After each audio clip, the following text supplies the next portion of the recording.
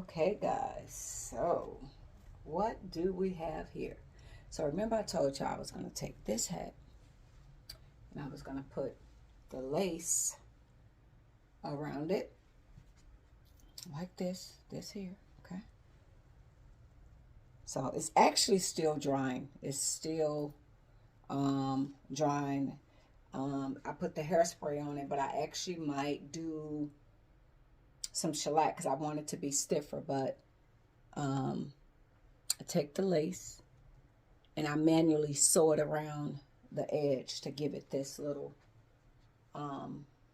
look. So this particular outfit I made a while ago, but y'all know all of my clothes is like really too big. So a lot of stuff I do probably at a later date. I'm not gonna right now do alterations on it.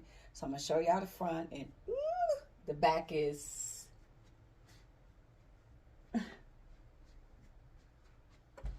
okay.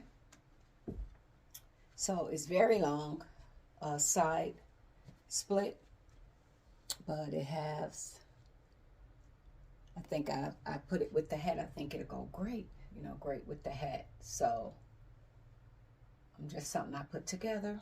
So I hope that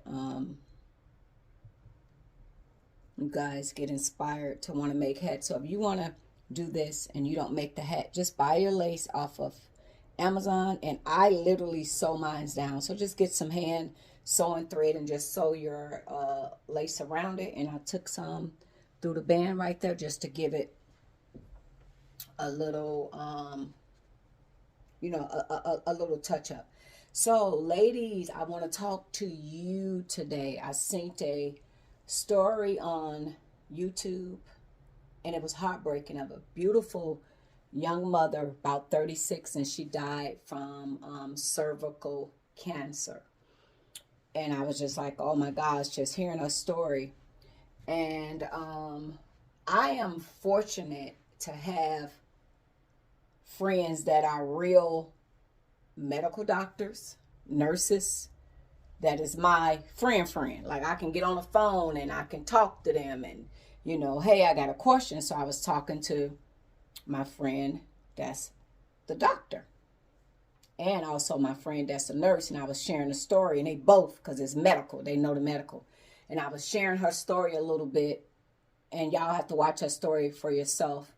But it was just certain things about her story when I was listening to it, and I was like, the part when she was in the tub and the heavy bleeding and all this different stuff and just the different testing and all, they was telling her maybe it's thyroids and all this and that. Cervical cancer is detected by a pap smear, ladies, by a pap smear.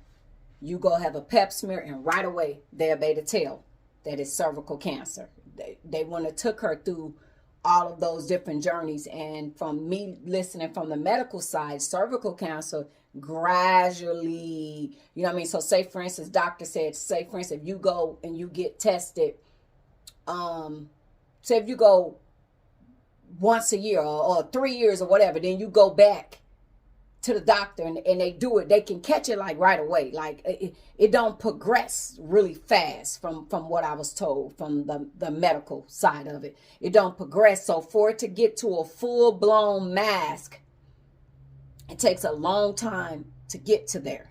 So the way to find this out, we have to have pap smear. And cervical cancer is more common in younger women. So that's why, like, a lot of women that have never had sex, they got that HPV vaccine that a woman can take to stop the chances of it probably turning into cancer. But ladies, I know we probably can feel uncomfortable. We don't like to have this done. We need to get yearly. I know they be, oh, you had a pap smear last year. Going there, oh, I'm feeling something wrong down there, doc. And sometimes they don't be wanting to do it, but if you tell your doctor you feel like there's a problem, they have to give you a pap smear. I don't care what the insurance say, because I think the insurance say like 2 years or something for you a pap smear. But ladies, this is very important for us. We have to have these pap smears done, and it will show signs of, in the future, cervical cancer. I remember when I was younger, And I'm young. And I remember getting a pap smear. And they called me back and they said, your pap was at normal.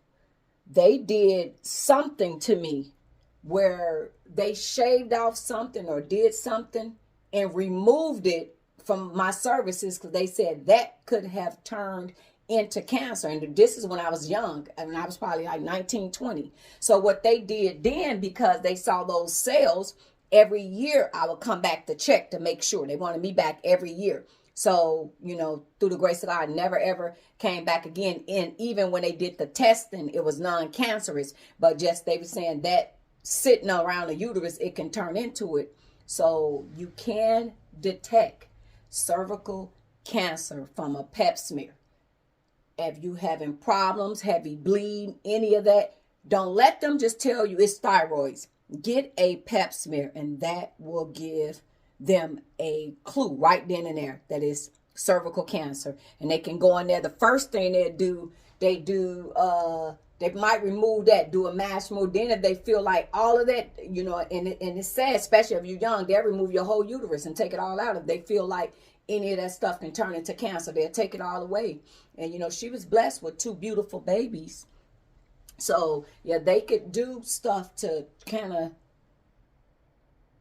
to help us out. So the story broke my heart, but it's like, you see how we got to advocate for ourselves when we go to these doctors, because they but pap smear would have caught that right away before it turned into a giant size mass. So I was severely hurt by that story. So I want to encourage every lady, if you haven't had a pap smear, I need you to get a pap smear, just as well as we have to go get mammogram. And I think that it's got to be a certain age, because I didn't had to get mammograms, so I started getting to a certain age. But whatever we need to do to live longer, ladies, we need to do that and advocate for yourself. Don't let them tell you, oh, you fine, you don't need to take that. No, I want one. I want one. I want a pap smear. I want a pap smear. I want to get one done. So with that, I was traumatized from her story. Beautiful mother. And I'm so sorry about, this young lady and her situation, her kids, her husband. And so just trying to let us know early,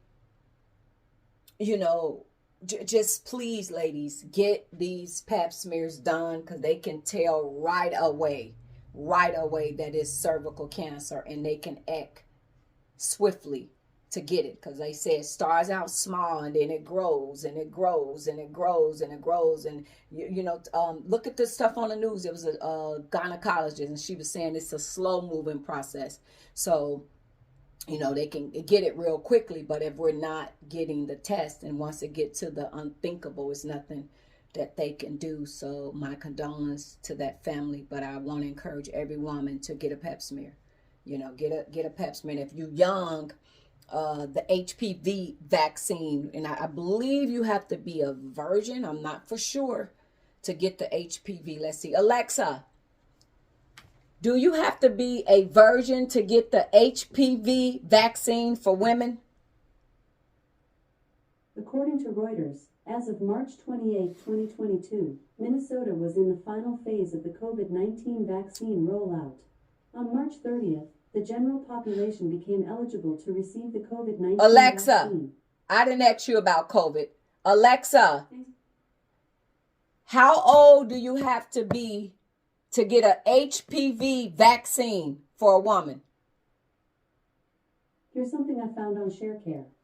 The human papillomavirus, HPV, vaccine is available for boys and men, Gardasil, and girls and women, Cervarix and Gardasil, from 9 to 26 years old. These 3-part vaccines are most effective when received around 11 or 12 years of age. You hear that? I think she said from 9 all the way up to 26, or from 11. It's a vaccine that you get, and you got to be younger. Because I remember when I saw that commercial, I went in there, they said, no, you too old, you can't get that. I said, oh, okay. Yeah, but yes, you get a vaccine also to prevent that. Like now, when I hit 50, I got to go tomorrow. I got to get the shingles vaccine, So I guess if you never had the measles, when you get older, Our immune system is not as good as it used to be. So they got the shingles vaccine. So I'm going to go tomorrow. I couldn't get it because of, y'all remember I had scrap throat. I can't even talk. And tonsil stones. And I'll be getting my tonsils going to the ear, nose, and throat. So with me being sick, I couldn't get the shingles vaccine because it'll make me sicker. So now that I'm well, I go back and I get the shingles vaccine. But just anything I can do to be healthier, to prolong, my life here, I'm definitely taking every test I can. So I hope that this video reaches the right people and inform us. Ladies, please, please, please get these pap smears done. Thanks so much. Thanks for watching. Toodles.